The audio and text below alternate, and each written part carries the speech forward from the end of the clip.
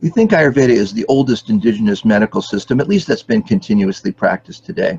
It's the oldest one that we have written records for, that's for sure. So people call it the mother of all healing.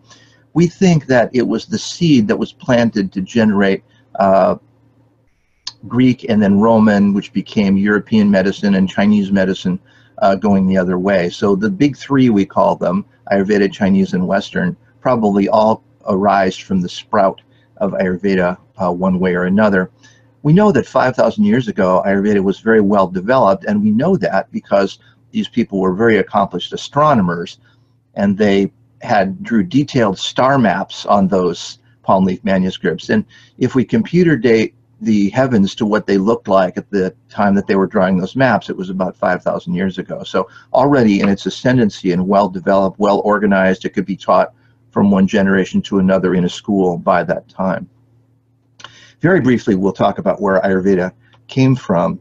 Ayurveda comes from a philosophical system from India that talks about initially there was only infinity, pure existence, everything was unmanifest, the ever-present universe, but there was nothing in it. You can't really call it a universe because it was just the infinite nothingness, just existence, no material form, completely transcendental and indescribable. And then for reasons that we don't quite know, this primal consciousness, which was pervading this infinite existence, decided that it needed to create some material stuff. The scriptures use words like it spontaneously moved, or it wanted to know itself, so it created something that it could know it. But it all came out of this pristine witness consciousness and the essence of the universe. This material energy was called Prakriti, the consciousness being Purusha, this being Prakriti, but it's essence consciousness and then the material world. So we could call this Mother Nature. So the first material energy came into being. She manifested herself in the world as 5 elements. Now, these 5 elements are metaphorical. We don't necessarily mean that they're the literal hunks of dirt or buckets of water. They're ways that matter and energy can interact. So 5 elements. Has nothing to do with elephants, just like elephants. So the Sanskrit term for this, Pancha Mahabhuta. Panch means 5. Mahabhuta means great tendencies. So the 5 great tendencies are the 5 types of major vibrations. Yoga likes to use the word tattva.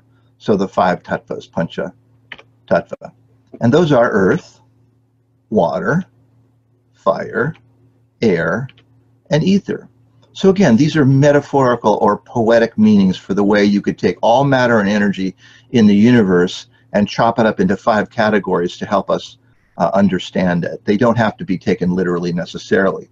So if we looked at these and identified them, we could say that earth was solid. That doesn't mean a hunk of dirt, but minerals are earth elements. So magnesium, calcium, etc., but also heavy things in our body, stable substances. Water isn't H2O, but things that are liquid in our body, in our environment. Fire is the power of transformation. Air and ether are both mobile. Air is gas and ether is the space in which things take place.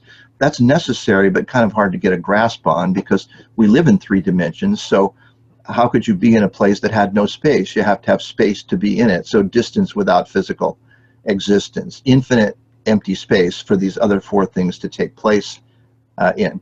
Well, the ancient sages then said, okay, look, we have a good understanding of how the universe came into being, as good as human beings could have. We say that consciousness split itself into awareness and stuff. The stuff, then, material world, Mother Nature, split herself into 5 elements. And that's great for understanding the universe, but we human beings are basically a bag of water with some proteins and minerals dissolved in it. So we could simplify this idea, and they combined these elements into 3 primal metabolic forces that work in our body. Earth and water never occur individually in our body. All water has some minerals or such dissolved in it, so we could call that combination kapha. Water and fire, we think of this as fire element, but if fire element sizzled through you, a bolt of lightning, you'd be in bad shape. So fire, like the hydrochloric acid in your stomach, has to be diluted with water, so we'll call this combination pitta. And then air and ether are both light and mobile, and we could call that combination vata. We've taken the 5 elements and condense them into three primal metabolic forces that run our body. We don't need to talk about the five elements ever again in this course, but we will talk about Vata, Pitta, Kapha endlessly. That's the core jargon of Ayurveda. This Indian philosophical system is called Sankhya, and this is the core setup of how Sankhya works, leading down to these three primal metabolic forces that we're going to be using. So earth and water Kapha, water and fire Pitta, air and ether become Vata. These regulate all our body functions. We are these primal metabolic forces. Each one is called a dosha. The name dosha means to rot or be corrupted, or something that could go wrong or go off course or go out of balance.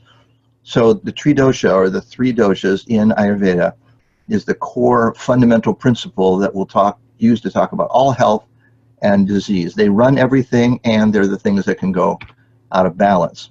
Vata is responsible for all movement in the body, including things like the movement of your joints and the movement of food through your digestive tract. Pitta, heat and metabolism, chemical and electrical reactions. And Kapha is what builds and repairs tissues, solidity, structure, and lubrication. Between those three things, you have the three basic functions that makes a body, runs a body, and moves a body.